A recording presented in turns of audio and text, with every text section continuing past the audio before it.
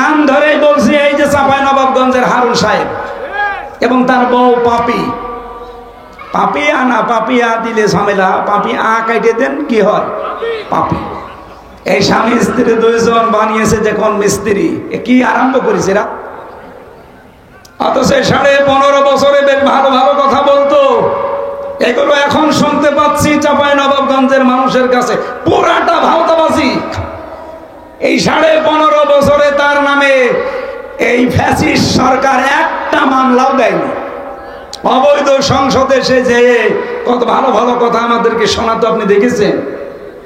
আগস্টের 5 তারিখের পর থেকে সবচাইতে বেশি একামতে দিনের বিরুদ্ধে, বিশেষ করে জামাত এর নাম নিয়ে যে বিষাদগার গুলো করছে। আপনি চাঁপাইনবাবগঞ্জের সাবেক মেয়র, আমি নাম নিলাম না, উনি আজকে ঘোষণা দিয়েছে এই হারুন সাহেব জীবনে 2 বার জেলে গেছে। দলের জন্যও না, মানবতার জন্যও না, ইসলামের জন্যও না। একটা হচ্ছে সরকারি টিন, ত্রাণের টিন চুরি করেছিল, আর একবার শুল্ক মুক্ত গাড়ি, যেটা ট্যাক্স দেওয়া লাগে, এটা ফাঁকি দেওয়া গাড়ি উনি বিক্রি করে দিয়েছিল। এই 2টা কারণে উনি 2 বার জেলে গেছে। এটা কি দলের কারণে, মানবতার জন্যে, না ইসলামের জন্যে? ওনার মুখে কোনো কথা মানায়, বিশেষ করে একামতের দিন যারা পালন করে তাদের বিরুদ্ধে। যদি এরকম কেউ বলতো যে যার চরিত্র ঠিক আছে, আপনি তো গোলাম ছিলেন বাতিলের, আপনার মুখে কথা মানায় না, এটা রেকর্ড হচ্ছে আপনার কানে, এক্ষুনি চলে যাচ্ছে আমি জানি। আশা করছি আপনি থামবেন, নয়তো আপনাকে কিন্তু জাতির সামনে এমন কিছু মানুষ আছে ন্যাংটা করে ছাড়বে। আপনি মনে করছেন কেউ তো টের পায় না, কে বলেছে? সব রেকর্ড আছে আপনার 15 বছরে। দল থেকে চাইনি আপনি সংসদে যান, আপনারা 6 জন জোর করে গেছে। 6 জনের ভেতরে 4 জন বলেছে আমরা যাব না, বাকি 2 জন উনি আর ওই যে আরেকজন হবিগঞ্জের, আমি নাম নিলাম না, ব্রাহ্মণবাড়িয়ার, জোর করে গেছে তারা দলের সিদ্ধান্তের বাইরে। আমার যেহেতু সাবজেক্ট ওইটা না, আমি শুধু ইঙ্গিত দিলাম বাংলাদেশে বহু মানুষ কিন্তু আল্লাহর দিন থেকে ফিরে চলে যাচ্ছে একেবারে প্রকাশ্য ফ্যাসিস্টের দিকে, বাতিলের দিকে। ওরা মনে মনে করছে আমরা যদি এভাবে চলে যাই, হাজারো মানুষ আমাদের দেখা দেখি চলে আসবে এই দেশে, অন্তত আর যারা দিনের কথা বলে তাদের কথা আর কেউ শুনবে না। আরে ভাই, দিনের মালিক কি হামজা? কথা বললেন না? দিনের মালিক ইয়াসিন, দিনের মালিককে আমরা হচ্ছে দিনের খাদেম, কামলা। আমরা চেষ্টা করে যাব দিনের পক্ষে। এদেশে যদি কায়েম হয় দিন, ভালো, না হলে আমার কোনো লস নেই, ইয়াসিনেরও লস নেই। আমাদের বেতন আছে বিকাল 5টায়, বিকাল 5টা মানে জীবনের শেষ দিন। এই কথা বলেন না কেন? আপনি কি করলেন? আপনি বাধা দিয়ে টার্গেটে পড়ে গেলেন। দিনের মালিক যিনি, সে আল্লাহ। দিনের মালিক আবার বলেন তো হামজা কে? সুতরাং এদেশে যারা দিন বিরোধী তারা হামজা বিরোধী না, তারা সরাসরি আল্লাহ বিরোধী। আমার নিজের কোন সম্পদ যদি আপনি মেরে কেটে নিতেন আমার রাগ হতো। আপনি তো সরাসরি বিরুদ্ধে আছেন আল্লাহর দিনের, তার মানে আল্লাহর বিরুদ্ধে গেলে আল্লাহর রাগ হবে না? বলেন বলেন। আল্লাহর রাগ যদি হয়, উনি 3টি কাজ করেন। এদিকে তাকান। আল্লাহ রাব্বুল আলামিনের যদি রাগ হয়ে যায় কোন জাতির উপরে, 3টা কাজ করেন। 1 নম্বরে ফাসাউফা ইয়াতিল্লাহ বিকওমি ইউহিব্বুহুম ওয়া ইউহিব্বুনাহু। আল্লাহ পাক বলেন ওদের উপর আমি এমন একটা জাতিকে এনে দেই যে জাতিকে নিজে আমি আল্লাহ ভালোবাসি এবং তারাও আমাকে ভালোবাসে। আপনি দেখেন বাংলার প্রেক্ষাপটে আয়াতটা, আজ অনেকেই বিভিন্ন কায়দায় যারা হক থেকে বাতিলের দিকে জানা শোনার পরও মুখ ফিরিয়ে চলে যাচ্ছেন। আপনি কিন্তু জানেন এই দেশে হক কোনটা। কথা বলেন না কেন? এই যে যৌথ বাহিনী কিছুদিন আগে অপারেশন ডেভিল হান্ট চালাচ্ছিল, এখনো পর্যন্ত ওটা আছে নেই? যৌথ বাহিনী দেখলে খুশি হয় ইমানদারেরা, আর ভয় পায় যারা খনি, যারা দুর্নীতিবাজ, আর যারা জুলুমবাজ তারা। সূরা আহজাবের 22 নম্বর আয়াতে আল্লাহ দিয়েছেন আলাম্মা রাল মুমিনুনা আল আহজাব আহসাব মানে যৌথ বাহিনী। আহসাব মানে কি? যখন মুমিনেরা যৌথ বাহিনী দেখতে পেল, তার মানে এটা ১৫০০ বছর আগেও ছিল। এক কথা বলেন না কেন? মুমিনেরা এরা দেখতে পেয়ে আনন্দে আত্মহারা হয়ে গেছে, কিন্তু যৌথ বাহিনী দেখে সবচাইতে বেশি সমস্যায় পড়েছে যারা খুনি, যারা অবৈধ ক্ষমতার অধিকারী। ওই জামানায় যারা ছিল, এ জামানায় অনেকে তাদের প্রেতাত্মা ছিল। এখানে অবৈধভাবে যারা ছিল তারা এখন যৌথ বাহিনীর ভয় আছে না? আমার মনে হয় এই অপারেশন ডেভিল হান্ট এটা আরো বেশি করা দরকার কুষ্টিয়া জেলার জন্য। বাংলাদেশের অন্য জেলা বাদ দিলাম, এই জেলায় বেশি হওয়া দরকার, কারণ এখনো অনেকের মাস্তানি থামেনি। এই কথা বলেন না কেন? এ কবর হাটে নেই, অনেকে এখনো ওই ওদের মতো আচরণ করছে। ডেভিল হান্ট কেন চালু হয়েছে? ডেভিল মানে শয়তান, হান্ট মানে শিকার, শয়তান শিকার। আমরা চাই শয়তান সব শিকার হয়ে যাক। কথা বলেন ঠিক কিনা? এই জন্য ডক্টর মোহাম্মদ ইউনূস খুব তাড়াতাড়ি একটা একটা করে গজব ডেকে নিয়ে আসতেছে। কিন্তু কিছুদিন আগে আযাবুল বুলডোজার নাজিল হয়েছিল। এটার নাম কি বলেন? বলেন। আযাবুল এটা এমনি নাজিল হয়নি। সাতক্ষীরা, চাঁপাইনবাবগঞ্জ, চট্টগ্রাম এই জেলাগুলোতে তাকান, 2013 সালে হাজার হাজার মুসলমানদের বাড়ি ঘর বুলডোজার দিয়ে মাটির সাথে অনেক জালেম মিশিয়ে দিয়েছে। আল্লাহ সেই প্রতিশোধ নিয়েছে 25 সালে ফেব্রুয়ারির 5 তারিখে। এটা শুধু শেষ হয়ে গেছে তা না, এখনো সামনে যদি কেউ উস্কানি দেয়, আযাবুল বুলডোজার হয়তো নাজিল হবে না, ডেভিল হান্ট আসবে না, অন্য কোনো আযাব কিন্তু আবার সামনে চলে আসবে। এই জন্য আপনারা সাবধান হবেন, কারো উস্কানিতে পা দেওয়া, আরো বলেন উস্কানিতে পা দেওয়া। অনেকে পা দিচ্ছেন। যৌথ বাহিনী যদি ধরে না, পেছনে এমন ভাবে লাল করে দেবে, বাদরের পেছনের মতো। গোপালগঞ্জে লাল করেছিল না কিছুদিন আগে? ওই সময় শুনতাম গোপালগঞ্জ থেকে ঢাকায় আসবে, বসে আসলে 300 টাকা, দাঁড়িয়ে আসলে 1000 টাকা।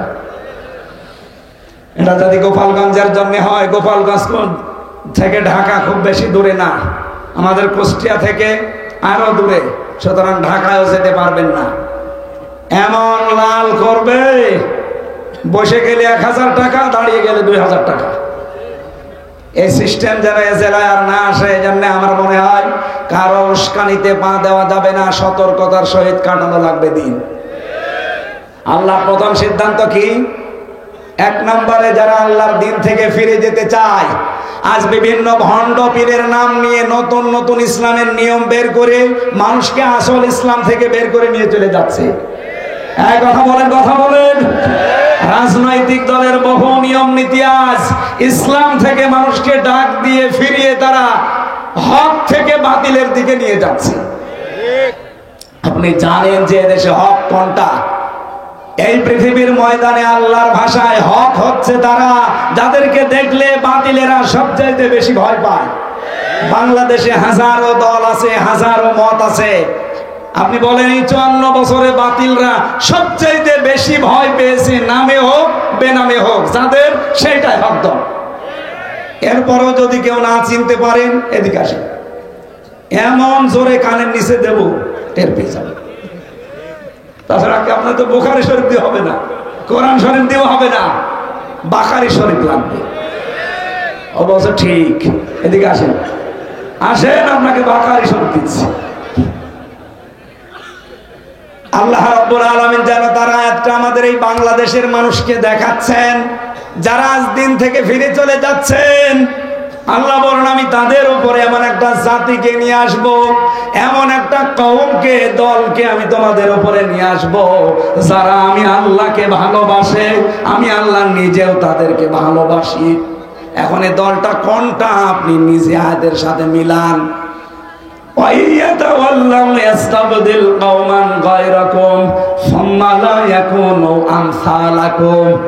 সূরা মুহাম্মাদের ভেতরে আল্লাহ জানিয়েছেন, তোমরা যদি ফিরে যাও আল্লাহর দিন থেকে, আমি আল্লাহ এমন একটা জাতি, এমন একটা দলকে তোমাদের উপরে প্রতিষ্ঠিত করে দেব যারা তোমাদের মতো হবে না।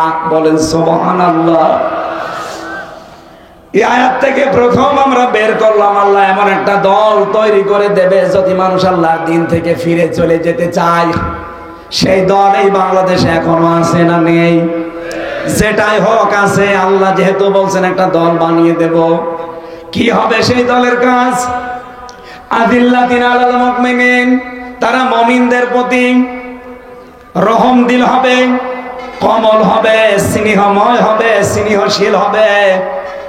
আইজ্জাতিন আলাল কাফিরিন, কাফেরদের প্রতি হবে তারা কঠোর এবং ভয়ঙ্কর। আমির জামাত ডক্টর শফিকুর রহমানের কালকের বক্তব্যটা এই আয়াতের প্রমাণ। এই কথা বলে না কেন? উনি সর্বশেষ বলেছিলেন বাংলাদেশে কেউ আমাদেরকে চোখ রাঙাবেন না। হ্যাঁ, সমালোচনা করেন গঠনমূলক, আমরা মেনে নেব, চুমা দেব, কিন্তু কেউ নিজেদেরকে প্রভু ভেবে আমাদের উপরে চোখ রাঙাবেন না। আমরা কারো চোখ রাঙানি সহ্য করি? বলেন বলেন। এই কোরআনের আয়াতের সাথে যদি এই দেশে কোন দলের বাস্তবতা মিলে যায়, আপনি অস্বীকার করতে পারবেন না এটা তো মেলে না, আপনি জোর করে বাদ দিতে পারেন না।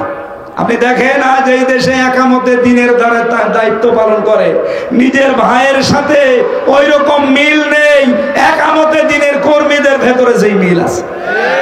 হ্যাঁ, নিজের আপন ভাই আল্লাহকে মানে না, তারে আমি নিজেও মানি না, কিন্তু তার বাড়ি কোথায়? সেই চট্টগ্রামের। এই লোকটা যেহেতু একামতে দিন প্রতিষ্ঠা করার আন্দোলনে আছে, সে আমার আপন ভাইয়ের চাইতেও আমার কাছে আপন। এই কথা বলেন না কেন? আজিল্লাতিন আলাল মুমিনিন, মুমিনদের উপরে রহম দিল হওয়া লাগবে। এই গুণটা এখন সর্বত্র ছড়িয়ে দেওয়া লাগবে। কারণ মুহাম্মাদুর রাসূলুল্লাহ ওয়াল্লাযীনা মাআহু আশিদ্দাউ আলাল কুফফার রুহামাউ বাইনাহুম, মুহাম্মদ সাল্লাল্লাহু আলাইহি সাল্লাম আল্লাহর রাসূল এবং তার উম্মত বলে যারা দাবি করবে, তার সঙ্গী সাথী যারা হবে, তাদের প্রথম গুণ হবে নিজেদের ভেতরে তারা রহম দিল, আর কাফেরদের প্রতি তারা কঠোর এবং ভয়ঙ্কর। কাফেরদের যত অনুষ্ঠান আছে সব অনুষ্ঠানের উপরে নারী পুরুষ কড়া হওয়া লাগবে, কঠোর হওয়া লাগবে। এই যে ফেব্রুয়ারি মাসের কয়েকদিন আগে যে দিবসটা গেল, কি নাম? বিশ্ব ভালোবাসা দিবস। এই মাইয়ার তাদ্দা মিনকুম এই শব্দের ব্যাখ্যায় আমি পড়েছি, ইরতেদাদ মানে পরিবর্তন করা, ইরতেদাদ মানে ফিরে যাওয়া, ইরতেদাদ মানে হক থেকে বাতিলের দিকে চলন্ত অবস্থায় চলে যাওয়া। সুতরাং আল্লাহর নামকে যারা পরিবর্তন করে দিয়েছে তাদের নিয়ে আসা দিবস এই 14 ফেব্রুয়ারি। শফিক রহমান, এই লোকটার নাম ছিল শফিক রহমান। ইংল্যান্ড থেকে এই বিশ্ব ভালোবাসা দিবস আমদানি করেছিল। সাংবাদিকরা প্রশ্ন করছে, স্যার আপনার নাম তো শফিক রহমান, রেহমান করেন কেন? উনি বলছে, দেখো রহমানের ভেতরে মৌলবাদের গন্ধ পাওয়া যায়, এই জন্য আমার নাম আমি কেটে পরিবর্তন করে পাল্টিয়ে রেহমান দিয়েছি। বাংলার মুসলমানের রেকর্ড হচ্ছে, এটা সারা দেশে ছড়ায়। সবাইকে বলছি যেহেতু এবছরে আর নেই, সামনে বছর আবার আসবে। যেই লোকটা আমাদের আল্লাহর নাম পরিবর্তন করে রহমান থেকে রেহমান করতে পারে, তার নিয়ে আসা দিবস আগামীতে কোন মুসলমানের ছেলে মেয়েরা পালন করতে পারে? আরো জোরে বলেন, পারে না? ইসলামে 2টা দিবসের বাইরে কোনো দিবস নেই। কি? ঈদুল আজহা, ঈদুল ফিতরের বাইরে কোনো দিবস আছে? কিসের প্রত্যাবর্তন দিবস, কিসের জন্ম দিবস, কিসের মৃত্যু দিবস?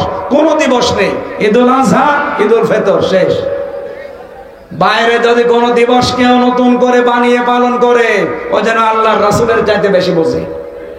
সুতরাং আগামী থেকে কোনো মৃত্যু দিবস পালনে দেশে আর হবে না। যদি মুসলমান নবীর উম্মত দাবি করে থাকেন, কোন জন্ম দিবস পালন আর, কোন প্রত্যাবর্তন দিবস পালন আর, বলেন বলেন, কোন দিবস নেই। দিবস পালন করলে আমি কত দিবস পালন করতে পারতাম আপনি জানেন? আমার জন্ম দিবস, মৃত্যু দিবস, জেলখাটা দিবস, জেল থেকে বের হওয়া দিবস, জেলে যাওয়া দিবস, বিয়ে করা দিবস, বিয়ে যেদিন হয়েছে ওই দিবস বিয়ে খাওয়া দিবস। কত বিয়ে খেলাম, তাহলে বিয়ে খাওয়া দিবস পালন করলে প্রতিদিন পালন করা লাগবে। গণ দিবস আজকে থেকে আর নেই। ইসলামে যেটা নেই ওটা আমার বাবা বানালেও আমি মানি। আরো জোরে বলেন মানি। এই জন্য আগামী থেকে রাসূলের উম্মত যেহেতু আমরা দাবি করছি, আল্লাহ আমাদেরকে একটা জিনিস দেখাতে চাচ্ছে, সেটা এমন একটা দল আল্লাহর সামনে তৈরি করে দিতে চান। কারণ এদেশে অনেক মানুষ এখন ইসলাম থেকে মুখ ফিরিয়ে বুঝে হোক না বুঝে হোক নিচ্ছে, সে ধর্মীয় কায়দায় হোক আর জেনারেল কায়দায় হোক। এই কথা বলেন না কেন? আর আল্লাহ এরকম পরিস্থিতিতে যেহেতু কয়েকটা সিদ্ধান্ত নেন, তার ভেতরে এক নম্বরে তিনি একটা দল বানিয়ে দেন। সেই দলকে আল্লাহ বলেন আমি বিজয় করব। কাতাবাল্লাহু লা আগলিবান্না আনা ওয়া রাসূলি।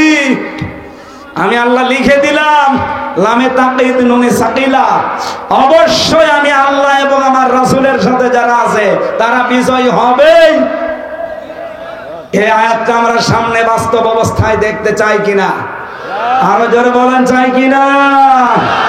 আল্লাহ যেন চর্ম চোখে আমাদের দেখায় যে আল্লাহর দল এদেশে বিজয় হয়ে গেছে। আরো জোরে বলেন। আল্লাহর দল কারা? যারা তিনটা কাজ করে। কয়টা? আপনি এবার দেখেন, এই দেশে এখন 72টার উপরে দল আছে, 48টাই নিবন্ধিত দল। আমাদেরটাও ছিল, সেটা মিলে 49টা। কিন্তু জালেমরা নিবন্ধনটা বন্ধ করে দিয়েছে। আমরা চাই এটা অতি শীঘ্রই ফেরত দেওয়া। হ্যাঁ, কথা বলেন না কেন? জালেমদের কোন চিহ্ন যদি দেশে না থাকে, সবই তো বিদায় নিচ্ছে। 32 বিদায় নিয়েছে, টঙ্গী পাড়াও বিদায় নিতে পারে। কথা বলেন না কেন? জালেমদের কোন দৃশ্য এই দেশে কেউ দেখতে চায় না। কি কথা বলেন না কেন? কেউ দেখতে চায়? সবাই বলছে কোন জালেমের দৃশ্য এই দেশে থাকবে না। সুতরাং জালেমের দেওয়া অবৈধ রায়ও এই দেশে থাকবে না। আমাদের নিবন্ধন, বিশেষ করে দাড়িপাল্লা ফেরত দেওয়াই লাগবে। কথা বলেন ঠিক কিনা? এটা শুধু আমি এই কয়েকজন মানুষের সামনে না, এটা রেকর্ড হচ্ছে না, 18 কোটি মানুষের পক্ষ থেকে বলতে চাই, এই অবৈধ রায় বাদ দিয়ে আমাদের জায়েজ যে নিবন্ধন, এটা ফিরিয়ে দাড়িপাল্লা ফেরত দেওয়া লাগবে। এই কথা বলেন না কেন? বলেন এটা চান কিনা? এই ন্যায় চান কারা দেখি? লিল্লাহে তাকবীর।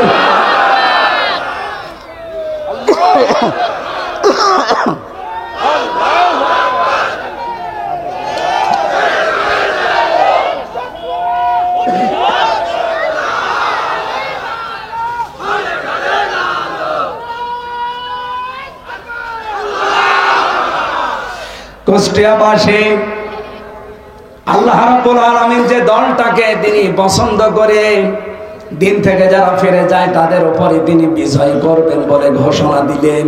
সেই দলের ভেতরে 3টা গুণ পাওয়া যাবে। আল্লাযীনা ইউকিমুনাস সালাতা ওয়া ইউতুনাজ যাকাতা ওয়া হুম রাকিউন। যারা নামাজ কায়েম করবে, সম্পদ থাকলে যাকাত আদায় করবে, রুকুকারীদের সাথে রুকু করবে, তার মানে জামাতবদ্ধ হয়ে নামাজ আদায় করবে।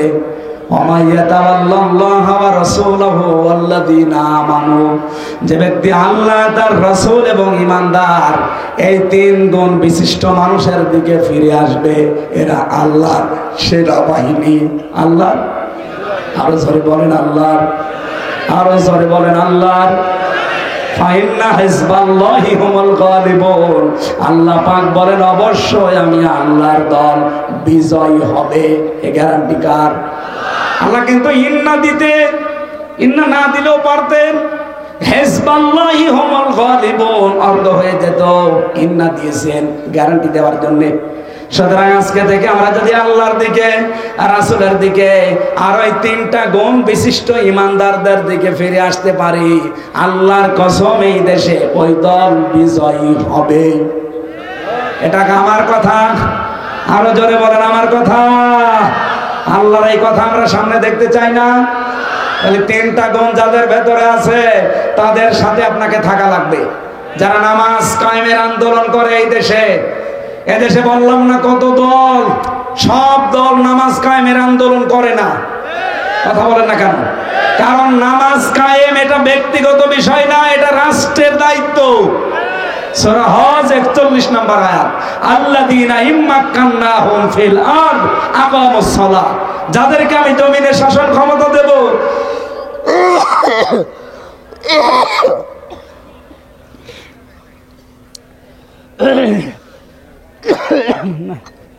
বলেন এই কথা বলা লাগবে, এটা কার দায়িত্ব?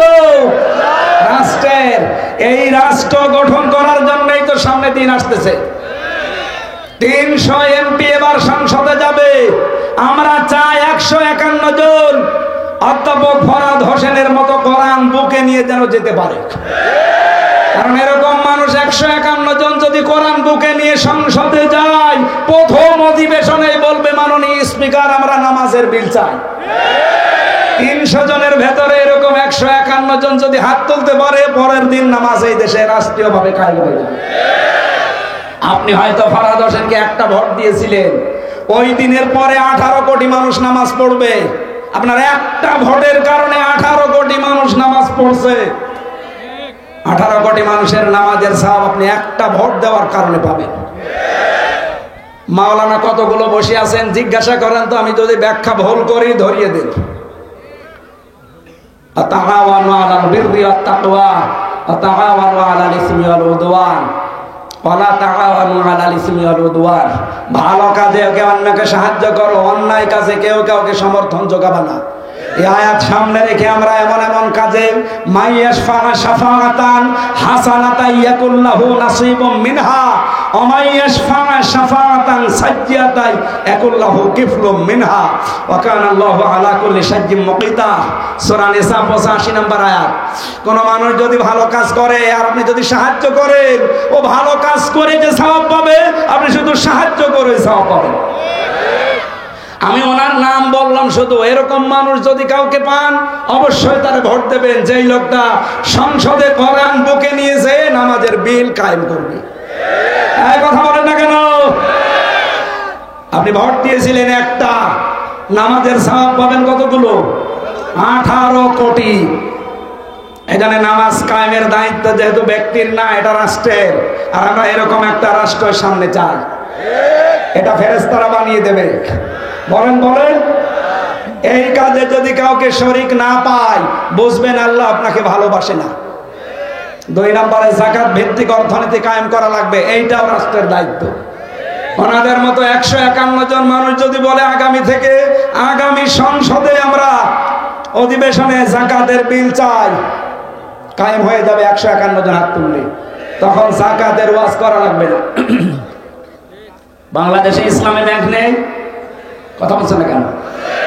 28 থেকে 32টা নিয়ম নীতি মেনে তারা চলে। তাদের মোশারাকা আছে, মুদারাবা আছে, মুরাবাহা আছে, বায়ে সালাম আছে, বায়ে ইস্তেসনা আছে, বায়ে মুআজ্জাল আছে, ওয়াহিদা আছে, এরকম 28টা থেকে 32টা। বাংলাদেশে যত ব্যাংকিং ব্যবস্থা আছে সবগুলোতে যদি এই নিয়ম নীতি মেনে চলতো, তাহলে আমাদের সুদের মতো গোনায় জড়িত হয়ে মায়ের সাথে জেনা করা লাগতো না। আমরা চাই সোনালী, রূপালী, চৈতালি ব্যাংক আছে, ও হবে কয়দিন পরে। সোনালী, রূপালী, চৈতালি, অগ্রণী যত ব্যাংক আছে সব ব্যাংক চলবে ইসলামী ব্যাংকের আদলে। এটা হবে তখন যখন যাকাত ভিত্তিক অর্থনীতি রাষ্ট্রীয়ভাবে কায়েম হবে। আরে ভাই, এইটাই তো আমরা চাই, আমরা যেন মায়ের সাথে জেনা করে কবরে না যাই। কামিল মাদ্রাসার প্রিন্সিপাল বসে আছে, পেছনে কত আলেম দেখতে পাচ্ছেন।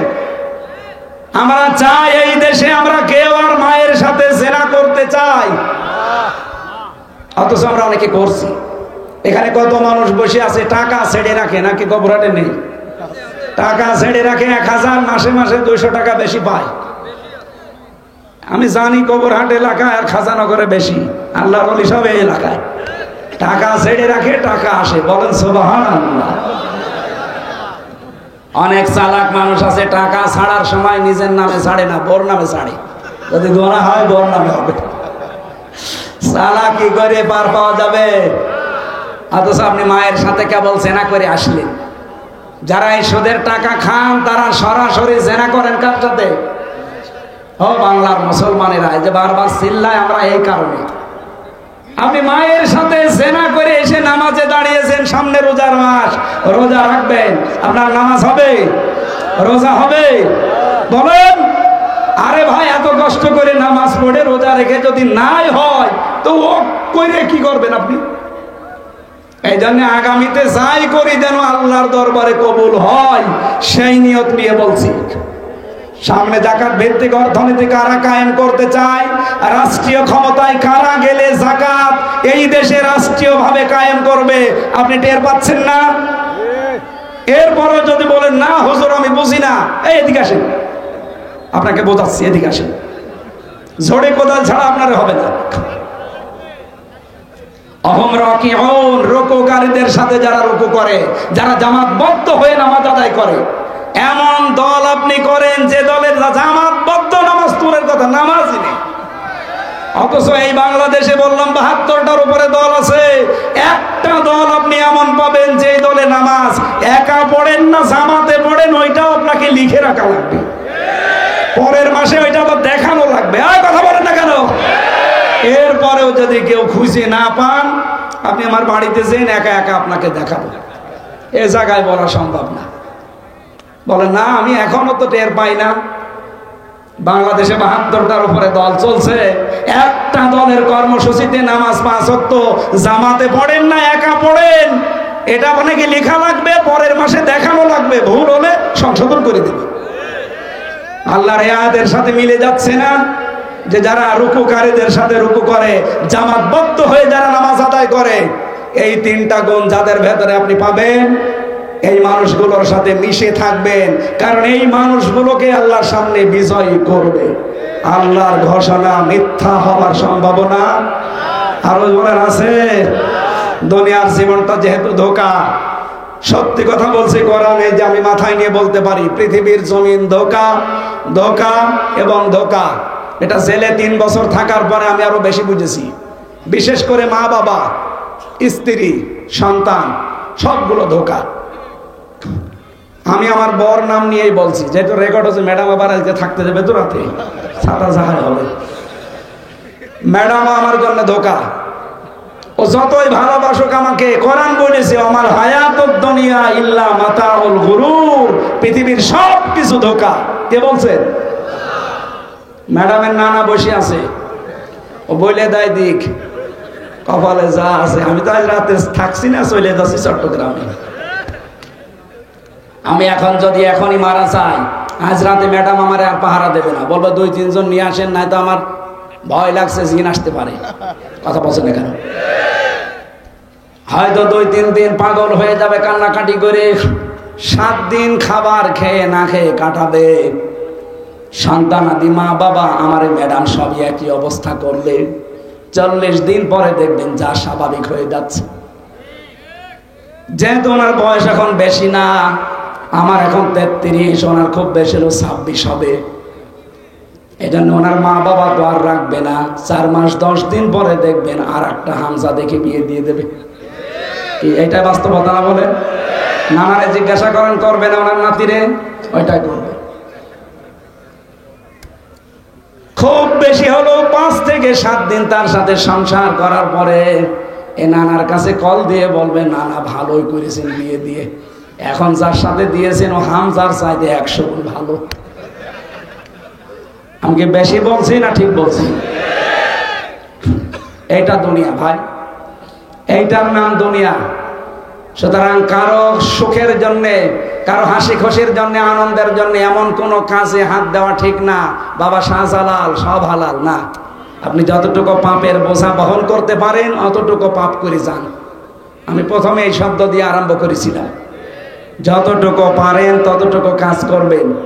কারো সুখের জন্য বাম হাতের ইনকাম করা ঠিক, এটা পাগলের কাজ। আমি জেলখানায় হাড়ে হাড়ে হাড়ে হাড়ে এটা টের পেয়েছি যে দুনিয়া পুরাটা ধোঁকা। আল্লাহ তুমি আমাকে এবং সবাইকে এটা 100 ভাগ বোঝার তৌফিক দান করো, বলে না আমি। মা বোন যারা এসেছেন, যেহেতু আমার জেলা, এখানে যারা বসে আছেন, হয় বোন হবেন, চাচি হবেন, মা হবেন, ফুফু হবেন, এরকম কিছুই হবেন, নাই ভাবি আপনাদেরকে আমি ভালোবাসি। আল্লাহর কসম, যদি মারা যাওয়ার সময় আপনার স্বামী বলে যে এটা আমার মন মতো ছিল বউ, আপনি জান্নাতি। তা আমি যা বাস্তবতা দেখছি, 100 জনের 98 জন স্বামী তার বড় পরে নারাজ। কারা কারা নারাজ আছেন হাত তোলেন তো। একজন না, এলাকা ভালো আছে আলহামদুলিল্লাহ। সম্মানিত মা বোনেরা, এটা খুব খেয়াল করে থাকবেন। খাদিজাতুল কুবরা রাদিয়াল্লাহু তাআলা আনহা জীবনে এক ওয়াক্ত নামাজ পড়েননি, একবারও রোজা রাখেননি, একবারও হজ করেননি, একটা টাকা যাকাত দেননি, জীবনে কোনো দিন তিনি পর্দায়ও থাকেননি। কারণ এই বিধানগুলো সব তার ইন্তেকালের পরে নাযিল হয়েছে। অথচ আল্লাহ তাকে জান্নাতে ঘর বানিয়ে জিবরাইলকে দিয়ে সুসংবাদ পাঠিয়েছেন সালাম দিয়ে। একটাই কারণ, তিনি তার স্বামীর পেছনে শ্রম দিয়েছিলেন, সব উজাড় করে দিয়েছিলেন স্বামীর জন্য। আল্লাহ মেয়েদেরকে যেন খাদিজাতুল কুবরার মতো বানিয়ে দেন, বলেন আমিন। আরো জোরে বলেন আমিন। এখানে অনেক পুরুষ মানুষ আমি সহ বসে আছি, প্রথম 1-1.5 বছর 2 বছর হয়তো নিজের বউ ভালোই লাগে, এরপরে আর আকর্ষণ কমে যায়, ভালো লাগে না, তখন অন্যের বউ দেখলে আনন্দ লাগে। এরকম পুরুষ মানুষ নেই? এটা একটা রোগ। এই রোগের ঔষধ 2টা। সূরা নূরের 30 নম্বর আয়াতে আল্লাহ ঔষধ দিয়েছেন, কুল্লিল মুমিনিনা ইয়াগুদ্দু মিন আবসারিহিম ওয়া ইয়াহফাযু ফুরুজাহুম যালিকা আযকা লাহুম। আল্লাহ বলেন, নবী আপনি মুমিন পুরুষদেরকে বলেন তারা যেন তাদের চক্ষুকে নিম্নগামী করে পরনারী দেখলে। 2 নম্বরে তাদের লজ্জাস্থান হেফাজত করে। এইটাই উত্তম পদ্ধতি, পবিত্র পদ্ধতি এইটা। আপনি 15 দিনে আমলটা করে দেখেন। শুধু নিজের 14 জন মহিলা বাদ দিয়ে, মা, বোন, ফুফু, মেয়ে, এরকম 14 জন, এদের বাদ দিয়ে সামনে দুনিয়ার যে মহিলায় পড়ুক, সঙ্গে সঙ্গে চোখ নিজের দিকে করবেন। কয়দিন? মাত্র 15 দিন। বলেন বলেন। এরপরে লজ্জাস্থানের হেফাজতের জন্য যা যা করা লাগে এইটা একটু কন্ট্রোল করেন। 15 দিন পরে দেখবেন একটা অনির্বচন সুখ আপনি পাচ্ছেন। এটা টাকা দিয়ে কিনতে পাওয়া যাবে না, এই আমলের কারণে আল্লাহ দান করবে।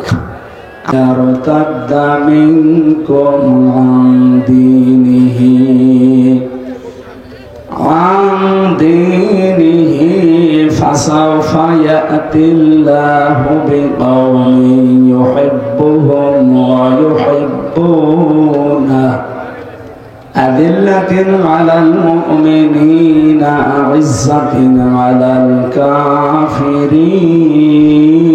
الكافرين يجاهدون في سبيل الله ولا يخافون لومة لائم ذلك فضل الله يؤتيه من يشاء والله واسع عليم اللهم صل على سيدنا مولانا محمد وعلى آل سيدنا مولانا سبحانك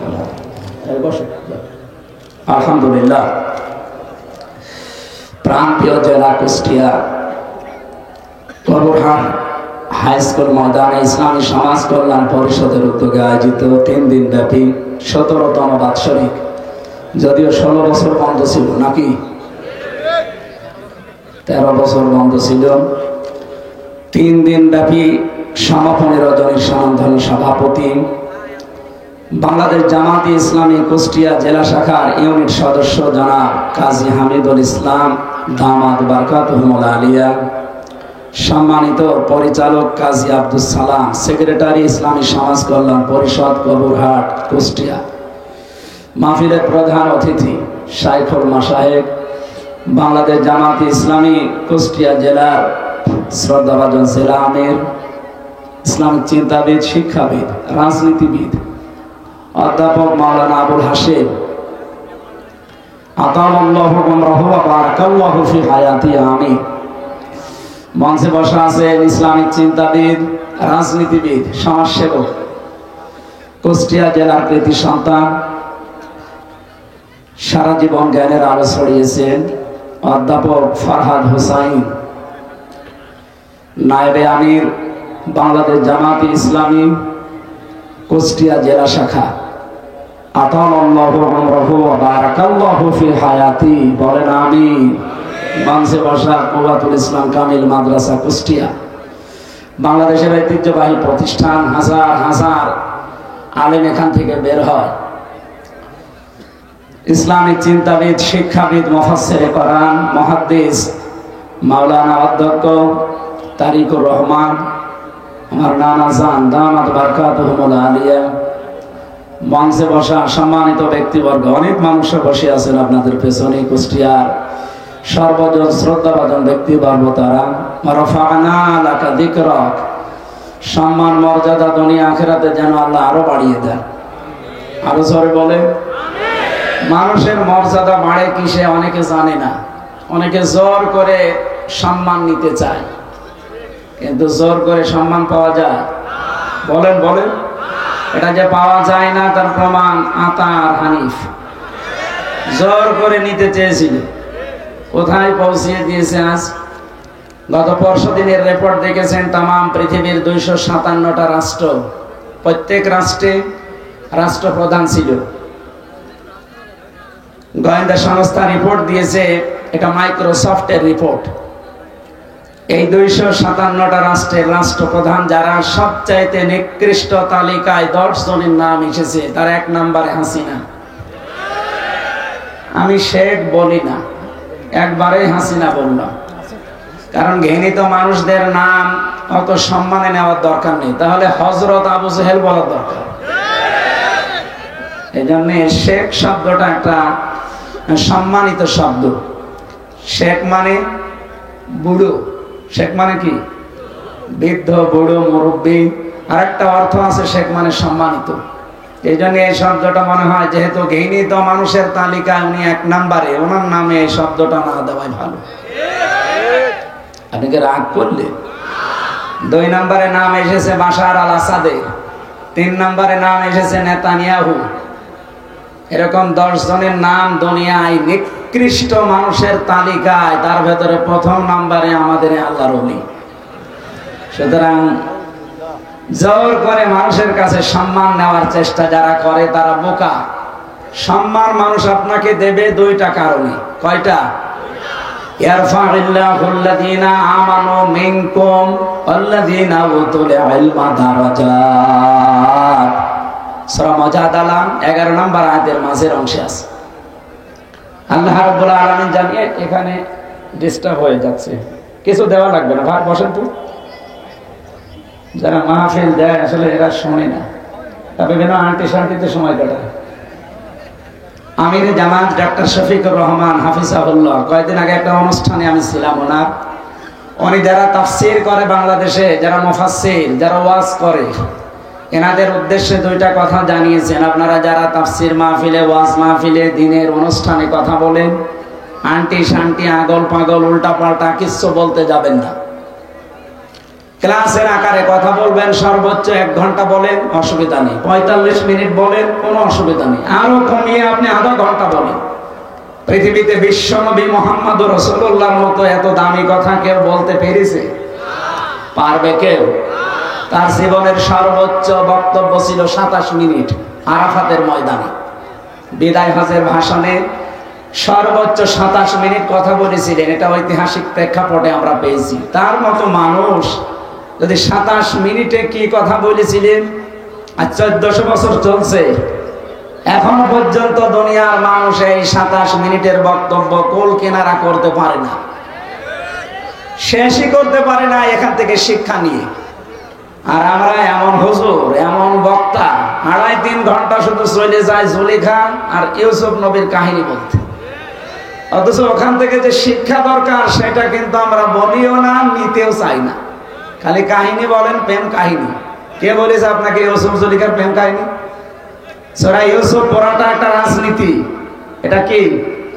ইউসুফ নবী নিজে দায়িত্ব চেয়ে নিয়েছিলেন সংরক্ষণ করার জন্য। ক্বালা জাআলনি আলা খাযাইনিল আরদি ইন্নী হাফিজুন আলীম। এই আয়াতের ব্যাখ্যা ফি জিলালিল কোরআন পড়ে প্রেম কাহিনী বের হবে আপনার। এখানে উল্টাপাল্টা ধারণাগুলো আসে তখন যখন আমরা দেখি বিভিন্ন আলোচক বক্তার নাম নিয়ে 2.5 ঘন্টা 3 ঘন্টা প্রেম কাহিনী শোনায় ইউসুফ আর জুলাইখার নাম নিয়ে, নাউজুবিল্লাহি মিন যালিক।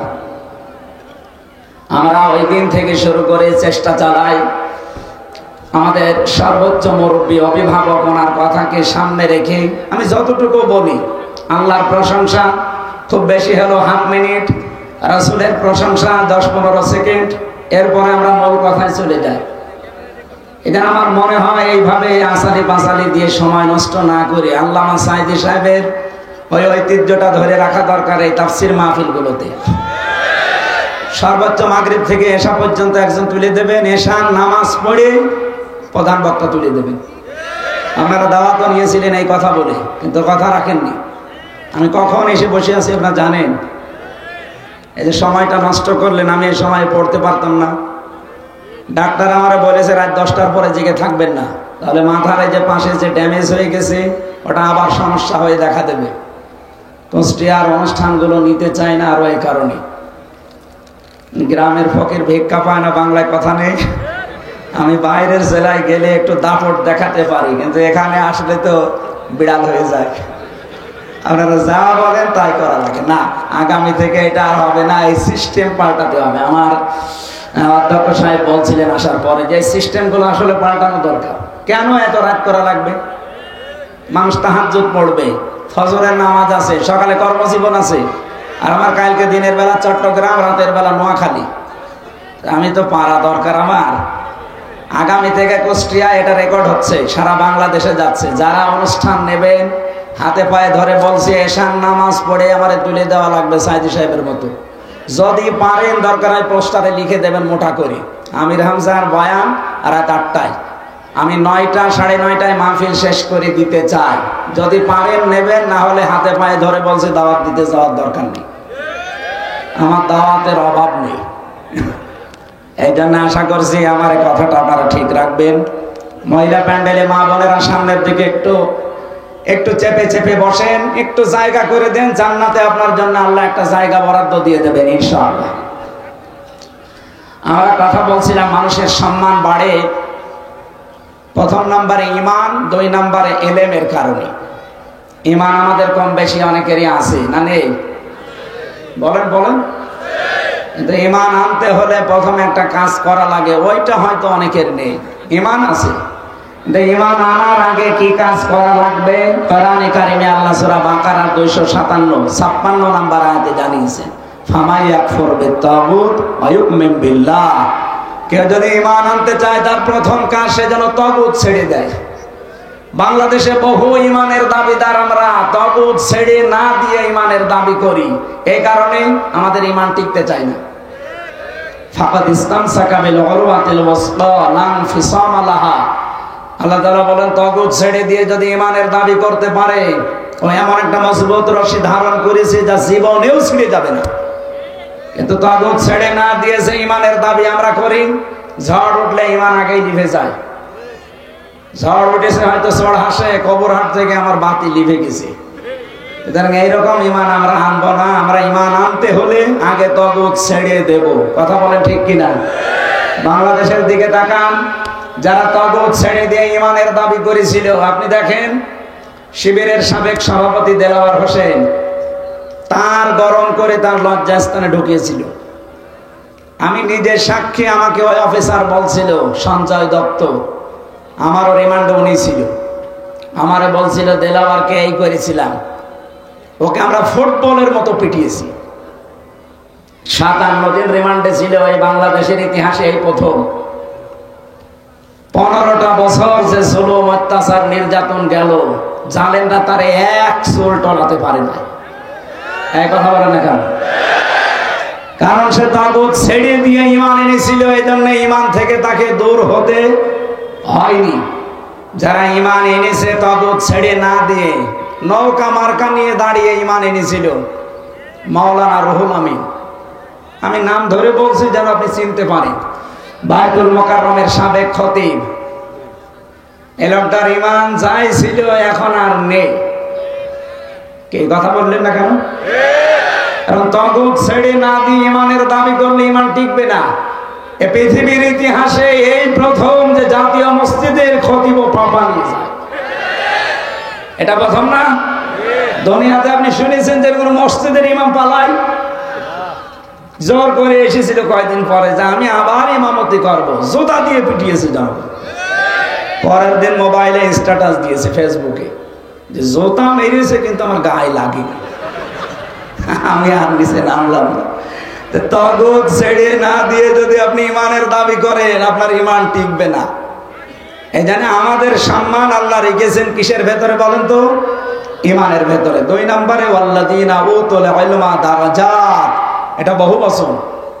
যারা এলেম পেয়েছে, এলেম পেলে জ্ঞান সম্মান বাড়বে না, এলেমের ওপরে আমল করা লাগবে।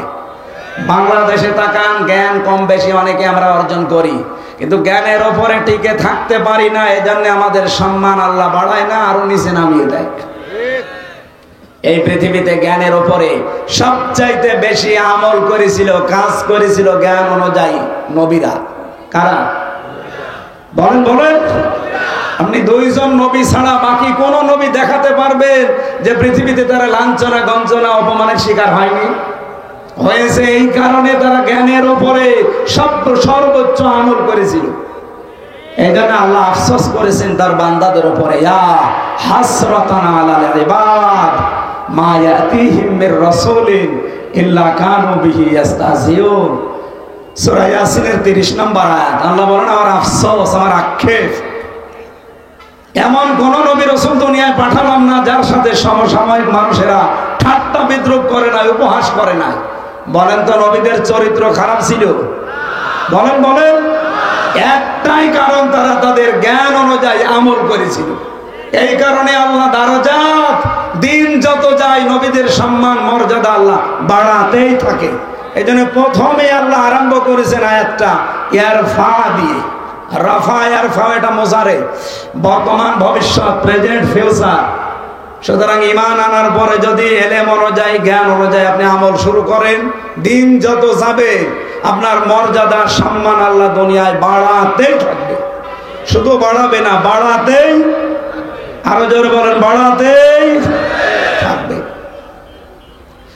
এই জন্য যে যার যা ইমান আছে এবং যার যা আমল আছে ওই অনুযায়ী আল্লাহ তার সম্মান মর্যাদা যেন আরো বাড়িয়ে দেন। সকলে বলেন আমিন। সামনে বসা মুসলমান ভাইরা, পর্দার আড়ালের সম্মানিত মা এবং বোনেরা, প্রশাসনের ভাইরা, প্রাণ প্রিয় কুষ্টিয়াবাসী, আল্লাহর দরবারে শুকরিয়া জানাচ্ছি। 3 দিন 13-14 বছর পরে হলেও কোরআনের আলোচনা এখানে হচ্ছে। যারা বুঝে হোক না বুঝে হোক বন্ধ করে রেখেছিলেন, আল্লাহ যেন তাদের হেদায়েত দেন। বলেন আমিন। আগামীতে কিয়ামত পর্যন্ত কোরআনের অনুষ্ঠান, কোরআন প্রসারে, কোরআন প্রসারে, কোরআন কায়েমে কোনো বাধা আসুক এটা আমরা আর দেখতে চাই না। এই কথা বলেন না কেন? সেই সংক্রান্ত আয়াত আজকে আমরা পড়েছি সূরা মায়েদার 54 নম্বর আয়াত। এটাকে সামনে নিয়ে বাস্তবতার নিরিখে তাফসীর আকারে কথা বলার চেষ্টা চালাবো ইনশাআল্লাহ। আমাদের শরীরের ভেতরে 17টা জিনিস এমন আছে যা একজনের সাথে আরেকজনের মিল নেই। আমার চামড়ার সাথে ষাঁড়ের চামড়া মনে হয় একরকমই দেখা যাচ্ছে, কিন্তু ষাঁড়ের চামড়া কেটে যাক, ফেটে যাক, ছিঁড়ে যাক, আমার চামড়া কেটে লাগিয়ে দেবেন, পছন্দ ধরবে। লাগবে তো নাই, আরো পছন্দ ধরবে। হ্যাঁ, ওনার শরীরে আমার শরীরে ৯৭৬৮ প্রকার চামড়া আছে। যে কোনো চামড়া আপনি লাগিয়ে দেবেন, কেটে ভালো হয়ে যাবে। এটার দ্বারা এটাই বোঝাতে চেয়েছেন, আমি হাদিসের ব্যাখ্যা বলছি। আল্লাহ রাব্বুল আলামিনের আয়াত হচ্ছে ওয়ালা তাসিরু ওয়াসিরাতু উযরা উখরা, কিয়ামতে কেউ কারো বোঝা বহন করবে না। এই আয়াতের ব্যাখ্যায় একটা হাদিস এসেছে, এটা তাফসীরে হাক্কানিতে আছে। মুহাদ্দিসিনে কিরাম ব্যাখ্যায় লিখেছেন যে আমার চামড়া ওনার সাথে মেলে না, পছন্দ ধরে লাগিয়ে দিলে কিয়ামতের দিন উনি আমার পাপের বোঝা বহন করে নিয়ে বেড়াবে। এই কথা আমাকে উনি শোনায়। ওই কথা আমি শুনি আর বিশ্বাস করে বসে আছে যে না, চিন্তা নেই, বাবা আছে। উনি একটা ভণ্ড আর এটা একটা পাগল। এই কথা বলেন না কেন? এরকম বহু ভণ্ড দেশে নেই। কারো উপরে ভরসা করা যাবে না, নিজের কাজের উপরে ভরসা করে থাকা লাগবে। যতটুকু কাজ কারবার করেন ওইটার উপরে ডিপেন্ডেন্ট হবেন। কারো উপরে ভরসা করে কোনো লাভ নেই। কে কথা বললেন না কেন? আয়াতের ব্যাখ্যা এসেছে সন্তান তার মায়ের কাছে 500 বছর পড়ে থাকবে পা ধরে, 500 বছর। একটা নেকির কারণে। নবীজি বলেন 500 বছর পরে ওর মুখের উপরে লাথি দিয়ে বলবে, কিসের সন্তান দাবি করো, দুনিয়ায় আমার বিয়েই হয়নি। এই জন্য আমার চামড়ার সাথে ওনার চামড়ার মেলে না, ওনার উপরে ভরসা করে আমার কোনো লাভ আছে? যতটুকু পারবেন কিয়ামতে বোঝা বহন করতে অতটুকু পাপ করে দুনিয়া থেকে যান। অবশ্য ঠিক আছে, করেন আপনি যতটুকু সহ্য করতে পারবেন, মাথার উপরে বোঝা, পাপের বোঝা, ততটুকু করবেন। ঠিক আছে, এটা তো ঠিক আছে। আল্লাহ আমাদের এমন এমন কাজে আঞ্জাম দেওয়ার জন্য তৌফিক দেন, আমরা যেটা বহন করতে পারি ওই পরিমাণে ভালো কাজ আমরা করতে চাই। অন্যায়গুলো দুনিয়া থেকে আমরা মাফ করে নিতে চাই। বলেন আমিন। আপনারা জানেন গতকাল পরশুদিন, আজকে তো 19 তারিখ, 18 তারিখে মনে হয় গতকাল, একজন নিরপরাধ মানুষের জন্য সারা বাংলাদেশে যেভাবে মানুষ রাস্তায় নেমেছিল, পৃথিবীর ইতিহাস তৈরি হয়ে গেছে। এই কথা বললেন না কেন? এটা কি টাকা পয়সা দিয়ে কেউ নিয়ে এসেছিল? না, কাউকে যাবার সময় 2 টাকা দেওয়া হয়নি, খাবারও দেওয়া হয়নি। এটা এসেছিল যারা রাস্তায়, সব এসেছিল ইমানের দাবিতে। 1500 বছর আগে হুদায়বিয়ার সন্ধির যে ঘটনা, সে জন্মের পর থেকে আমরা শুনি। এখানে একটা শিক্ষা আছে। 1399 জন মানুষকে নবীজি শপথ বাক্য পাঠ করাচ্ছিলেন। গতকালকে বিকাল 3টা থেকে সারা বাংলাদেশের প্রতিটি জেলায় উপজেলায় যেভাবে শপথ বাক্য পাঠ করিয়েছে অনেকের দায়িত্বশীলেরা, এই সিস্টেমটা নবী 1500 বছর আগে তিনি করে দেখিয়েছেন। তারাও এরকম এটিএম আজহারুল ইসলামের মতো একজন মানুষকে, নিরপরাধ নির্দোষ, তাকে আটক করে হত্যার মিথ্যা কথা ছড়িয়ে দিয়েছিল। তার নাম ছিল হযরত ওসমান ইবনে আফফান রাদিয়াল্লাহু তাআলা আনহু। নবীজি কথাটা শোনার পরে বললেন, আমার সাথে এখনো 1399 জন আছে। হুদায়বিয়া নামক যে জায়গাটা আমি হাত ফেলে দিলাম, তোমরা এই 1399 জন আমার হাতের উপরে হাত লাগাও। সবাই হাত দিয়েছে। রব্বুল আলামিন সঙ্গে সঙ্গে জিবরাইলকে দিয়ে সূরা ফাতিহার 18 নাম্বার আয়াতটা নাযিল করলেন ওই জায়গায়, লাকাদ রাদিয়াল্লাহু আনিল মুমিনিন। আল্লাহ পাক বলেন লাকাদ রাদিয়া। রাদিয়া দিলেও কিন্তু অর্থ হয়ে যেত, এর আগে লাকাদ দিয়েছেন কেন? মুফাসসির বলেন আল্লাহ পাক গ্যারান্টি দিয়ে জানিয়েছেন, আমি কিন্তু রাজি হয়ে গেছি, না রাজি হব। মাঝি এটা পাস্ট, অতীতের শব্দ। আল্লাহ গ্যারান্টি দিয়ে বলছেন আমি রাজি হয়ে গেছি। আনিল মুমিনিনা, এই যে মুমিনদের উপরে, ইদি ইউবাইউনাকা, যে মানুষগুলো আপনার হাতের উপরে হাত দিয়ে আজ বায়াত নিচ্ছে, শপথ পাঠ করছে, তাহতা শাজারাতি, এই গাছের নিচে। ও গাছটা এখন হয়তো আর নেই, তার চারা থাকতে পারে, কিন্তু ওই সময় বাবলা গাছ একটা ছিল। এটা ইবনে কাসিরের বর্ণনা। মুফাসসির বলেন যখন 1399 জন 2টা ফরজ লঙ্ঘন করে একটা নিরপরাধ মানুষের মুক্তির জন্য, প্রতিশোধ নেওয়ার জন্য তারা হাতের উপরে হাত দিয়েছিল, একটা রোজা ভেঙে ফেলেছে আর একটা হজের ইহরাম খুলে ফেলেছে। নবীজি বলেন পরে রোজা রেখে দেব, পরে হজ আবার করব, কিন্তু ওরা বিনা কারণে নির্দোষ একটা মানুষকে মেরে ফেললো, আর আমরা বসে বসে দেখবো না? হজও থাক, রোজাও থাক। আগে ওসমান হত্যার প্রতিশোধ না নিয়ে কেউ মদিনায় ফেরত যাব না। হাত দাও হাতে। যখনই তারা হাত দিয়েছে, আল্লাহ বলেন ফাআলিমা মা ফি কুলুবিহিম, তারা কিন্তু লোক দেখানোর জন্য হাত দেয়নি। তাদের মনের অবস্থা, অন্তরে কি আছে ওটা আমি আল্লাহ জানি। গতকাল সারা বাংলাদেশে এই নির্দোষ নিরপরাধ আজহারুল ইসলামের জন্য যারাই মুক্তির শপথ নিয়েছে, যারাই হাতে হাত দিয়ে শপথ বাক্য পাঠ করেছে মুক্তি দেওয়া লাগবে, তাদের মনের খবরও আল্লাহ জানে। আরো জোরে বলেন। আল্লাহ পাক বলেন আমি 2টা জিনিস তাদেরকে দিয়েছি, ফানজালাস সাকিনাতা আলাইহিম, তাদের উপর আমার প্রশান্তি নাজিল করেছি। আপনি কালকে সারা দেশের দৃশ্য দেখেন, প্রশান্তি আল্লাহ নাজিল না করলে এই দৃশ্য তৈরি হওয়া সম্ভব না। কত মানুষ এরকম অনুষ্ঠান করতে গেলে হাজার হাজার কোটি টাকা খরচ করেও পারত না। আজকেও সারা বাংলাদেশে একটা দলের অনুষ্ঠান হচ্ছে। আমি আসার সময় কয়েকজনকে জিজ্ঞাসা করছিলাম, দিনের বেলা একটা অনুষ্ঠানে যাচ্ছিলাম, ওখানে যাওয়ার সময় একটা লোককে বললাম যে ভাই আপনারা এসেছেন আল্লাহর জন্য? বলে কিসের হুজুর? আল্লাহর জন্য 300 টাকা পেয়েছি। কত? 300 টাকা দিয়ে যার এক বেলা খাবার, এই জন্য এরকম চিল্লাপাল্লা করছি। এরপরেও কত মানুষকে পাওয়া যাচ্ছে না, অথচ গতকালের দৃশ্যে 300 না 3 টাকাও কাউকে দেওয়া হয়নি। বাড়িতে যাওয়ার সময় অনেকে ফানসালাস সাকিনাতা আলাইহিম, মনে একটা প্রশান্তি নিয়ে বাড়ি গেছে। আল্লাহ বলেন ওয়াসাবাহুম ফাতাহান করিবা, 3 নম্বরে আমি আল্লাহ তাদেরকে একটা নিকটবর্তী বিজয়ের সুসংবাদ দান করছি। এই আয়াতটা পড়ার পরে, ব্যাখ্যা দেখার পরে আমার মনে হচ্ছে ওই সময় 1500 বছর আগে কাফেররা এ ঘোষণা যেই শুনেছে যে মুহাম্মাদুর রাসূলুল্লাহ সাল্লাল্লাহু আলাইহি সাল্লাম 1399 জনকে হাতে হাত দিয়ে শপথ বাক্য পাঠ করাচ্ছে, ওরা ভয়তে ওসমানকে ছেড়ে দিয়েছে। আমার মনে হয় আগস্টের 5 তারিখের পরে এই সিদ্ধান্ত দেশের তাওহীদি জনতা যদি নিতে পারত যে অবৈধ সরকারের অবৈধ রায় আমরা মানি না, যত নিরপরাধ মানুষ জেলখানায় আছে, যত নিরপরাধ নির্দোষ মানুষ বিনা কারণে এই ন্যায় ভ্রষ্ট রায়ের মাধ্যমে জীবন নষ্ট করছে, এই মুহূর্তে তাদেরকে ছেড়ে দেওয়া লাগবে। আর মনে হয় 5, 6, 7 তারিখের ভেতরে যা ছিল সব ছেড়ে দিত।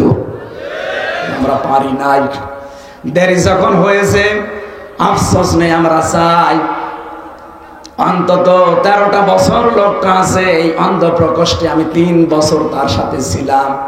মানবতার জন্য লোকটার যে দরদ, ইসলামের জন্য আল্লাহর উপরে যে ভরসা তার আমি দেখেছি।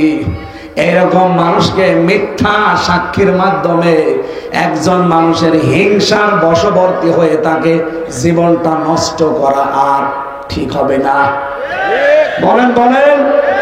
দায়িত্বে যিনি আছেন 2 জন নবীর নাম তার ডক্টর মোহাম্মদ ইউনুস, একটা মোহাম্মদ আর একটা 2 নবীর নাম নিয়েছেন আপনি। আশা করব এ দেশের মানুষের মনের কথাগুলো বুঝবেন। আল্লাহ বলেন ফাআলিমা মা ফি কুলুবিহিম, আমি কিন্তু জানি যে ওদের মনে এই কথা আছে কিনা। 1399 জন যখন হাতে হাত দিয়ে বাক্য পাঠ করছিল, এটা শুধু মুখের কথা না, এটা তাদের মনের কথা। এই জন্য এদেশে যারা রাস্তায় নেমেছে, আপনারা বিভিন্ন মাধ্যমে দেখতে পেয়েছেন, এই দৃশ্যগুলো শুধু আমাদের মুখের না, এগুলো সব আমাদের মনের কথা। কথা বলেন ঠিক কিনা? সুতরাং ওই সময় নবীজি বাম হাতটা উপরে তুলে দিলেন। সাহাবী জিজ্ঞাসা করলেন, হে নবী, এ কিসের হাত? আমরা তো সবাই ডান হাত দিয়েছি। নবীজি বলেন, ডান হাত তো আমিও দিয়েছি। আজকে কিছুক্ষণ আগে আল্লাহ আয়াত নাযিল করে ঘোষণা দিয়েছে, আজকের এই বায়াতে সবার উপরে আল্লাহ রাজি হয়ে গেছে। আমার ওসমান যেহেতু এখানে নেই, তারপরও তো আল্লাহ রাজি হওয়া লাগবে। এজন্য আমি বাম হাতটা উপরে তুলে দিলাম, এটা আমার ওসমানের হাত। আমি আয়াত থেকে শিক্ষা নিয়ে 100 বিশ্বাস করে বলতে পারি, গতকাল এই নিরপরাধ মানুষটার জন্য সারা বাংলাদেশ, সারা বিশ্বের বিভিন্ন জায়গায় যারা শপথ পাঠ করে নিজের জীবন নিয়ে এসেছিলেন রাজপথে, আল্লাহর কসম আপনাদের সবার উপরে আল্লাহ রাজি হয়ে গেছে। কারণ আমরা লোক দেখানোর জন্য আসি নাই, মুখ থেকেও বলি না, এটা মনের কথা আমাদের। আমরা চাই তাকে মুক্তি দেওয়া হোক। এই কথা বলেন, এই আওয়াজ দেওয়া যাবে ভাই। আগামীকাল তার রায় আছে। যারা দায়িত্বে আছেন, লুৎফুজ্জামান বাবরকে যদি ছেড়ে দেওয়া হয়, আমরা চাই এটিএম আজহারুল ইসলামকেও ছেড়ে দেওয়া লাগবে। এটা রাজনীতি না, এটা আমাদের ইমানের দাবি। যদি রাজনীতি মনে করেন, হ্যাঁ এটা রাজনীতি। আমরা চাই না এই সমর যোদ্ধা বিপ্লবের সৈনিক কারণে দেশটা যেহেতু স্বাধীন হয়ে গেল, সে বিপ্লবের সৈনিক জেলখানায় থাকবে কোন কারণে? তিনি বিপ্লবের অগ্রনায়ক, সারাটা জীবন কাটিয়েছেন বিপ্লবের মাধ্যমে। এই কথা বলে না কেন? বিপ্লবের এই সূর্য সন্তান যদি জেলে থাকে তাহলে বিপ্লব দরকার কি? আশা করছি অন্য যারা আছে বিনা কারণে নির্দোষ, মিথ্যা মামলা, মিথ্যা সাক্ষীর কারণে সবাইকে মুক্ত বাতাসে ছেড়ে দেওয়া হবে। এটা আমরা চাই না। আমরা চাই এই কারণে ১৫০০ বছর আগে যদি নবী ওনাদের উপরে খুশি হয়ে যেতে পারে, আল্লাহ যদি খুশি হয়ে বলতে পারে ইয়াদুল্লাহি ফাওকা আইদিহিম, আজকে নবীর হাতে যারা হাত দিয়েছো তারা আমার হাতে হাত দিয়েছো। গতকাল যারা সারা বিশ্বে, বিশেষ করে বাংলাদেশে এই নিরপরাধ মানুষের পক্ষে কথা বলেছেন মন থেকে, আল্লাহর কসম আল্লাহ আমাদেরকে একটা প্রশান্তি দিয়েছেন। এবং আরেকটা জিনিস বাকি আছে, ওয়াসাবাহুম ফাতাহান কারিবা, একটা নিকটবর্তী বিজয় আল্লাহ আমাদেরকে দেবেন। এই আয়াতে তার প্রমাণ আছে। আল্লাহ যেন সেইটা আমাদেরকে দেখান, বলেন আমিন। সূরা মায়েদা ৫৫ নম্বর আয়াতের আগে একটা আয়াত পড়েছি, ৫৪ নম্বর আয়াতটা। আমরা চেষ্টা করবো এই আয়াত থেকে মূল কথাগুলো ডেলিভারি দেওয়ার। মায়েদা শব্দের শাব্দিক অর্থ দস্তরখানা। মায়েদা মানে কি? এ একটা আমল। যদি আপনার জরুরি হলে আপনি তো ঘুমাবেন, আমাদেরকে রাত জাগিয়ে আপনি ঘুমাবেন। আমরা সারের মতো করতে চাই আগামী থেকে। রাত ১০টার পরে ওনারে মোবাইল দিলে আমি আর পাই না। বাংলাদেশের বিভিন্ন জেলায় জেলা আমির, থানা সেক্রেটারি, জেলা সেক্রেটারি বলে একটু কথা বলবো দেন, ১০টার পরে তো আর হয় না। এই জন্য আগামী থেকে আমরা ওনার নিয়ম ফলো করবো। রাত ৮টায় আমারে তুলে দেওয়া লাগবে, যেখানেই নিন। এই রেকর্ড ভালো করে করো। কি রেকর্ড করো? এটা ছাড়বা কাজ। সারা বাংলাদেশে যেখানে নিয়ে যান, এমনকি বাইরের দেশে যারা নিতে চান, আমার এশার নামাজ পড়েই তুলে দেওয়া লাগবে। যতটুকু বলি, ১ ঘন্টা বলি, ৪৫ মিনিট বলি, আমি মূল কথা সামারাইজ করে বলে ফেলবো ইনশাআল্লাহ। আমি চাই আগামী বছর থেকে আমি যেন সর্বোচ্চ রাত ১০টায় ঘুমাতে পারি। নাকি তলবেন রাত ১০:৩০? আজকে যেহেতু নিজে জেলা বলে কিছু বললাম না, আর ইয়াসিন ওরে আমি কিছু করবো, বাড়ি যাই। আমার সাথে বলল কি আর কইল কি? আমি বললাম যে সর্বোচ্চ রাত ৯টায় তুলে দেবেন।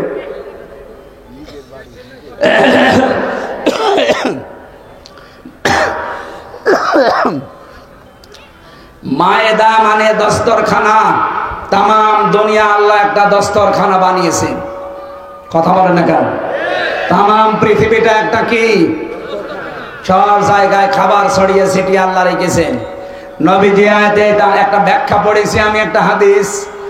বিশ্ব নবী তো বলেন, যারা খাবার খেতে কোন খাবার পড়ে যায় দস্তরখানার উপরে, এরা যদি ওটা তুলে খেয়ে ফেলতে পারে, জান্নাতের হুরদের যে দেনমোহর আছে ওটা আল্লাহ আদায় করে দেয়। জান্নাত পাবেন কিনা কোনো গ্যারান্টি নেই, কিন্তু দেনমোহর আদায় হয়ে যাচ্ছে হুরদের। সুতরাং এই কাজটা আমরা যেন আর সামনে না ছাড়ি। এই কথা বলছেন? হ্যাঁ, বিয়ে করার কথা শুনলে আমরা সবাই রাজি আছি। এদেশের বহু মানুষ নামাজের 13টা ফরজ জানে না, বিয়ে করা ফরজ এটা জানে। এটা জানে না। সূরা মায়েদার এই আমলটা আমি সহ যারা এসেছি, দস্তরখানা বিছিয়ে খাবার খাওয়া লাগবে। টেবিলে খান, কিছু পেড়ে নেবেন, কিছু পড়ে গেলে ওটা তুলে খেয়ে, এই আমলটা যদি এখন থেকে চালু হয়, আমার আশা জান্নাত আল্লাহ দেবে। না তো হুর পাবো কোথায়? জান্নাতি যদি না দেয় তো হুর নেই, হুর না হলে দেন মোহর কিসের? এই জন্য আশা করছি আমলের মাধ্যমে জান্নাত হবে, হুরও পাবো, দেন মোহর আদায় হবে ইনশাআল্লাহ। আজকের তেলাওয়াতকৃত আয়াত 120টা আয়াত আছে এই সূরায়, মাত্র একটা আয়াত পড়েছি, 54 নম্বর আয়াত।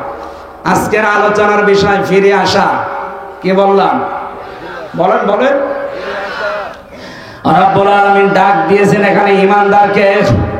আমি যে ঈমানের সংজ্ঞা বললাম আপনারা কি বুঝেছেন? ঈমানের দাবি করলেই কিন্তু হবে না। জাতীয় মসজিদের সাবেক খতিবেরও ঈমান ছিল, দেলাওয়ার ভাই শফিকুল ইসলাম মাসুদ ভাই এদেরও ঈমান ছিল। কিন্তু একজনের ইমান উড়ে গেছে আর একজনের ইমান বৃদ্ধি হয়েছে। কথা বলেন ঠিক কিনা? এখানে ইমান আনতে হলে আগে তাগুত ছেড়ে দেওয়া ইমান আনা লাগবে। আল্লাহ ওই রকম ইমান আনার তৌফিক দেন, বলেন আমিন। ডাক দিচ্ছেন আল্লাহ, ইয়া আইয়ুহাল্লাযীনা আমানু, ওহে যারা ঈমানের দাবি করো,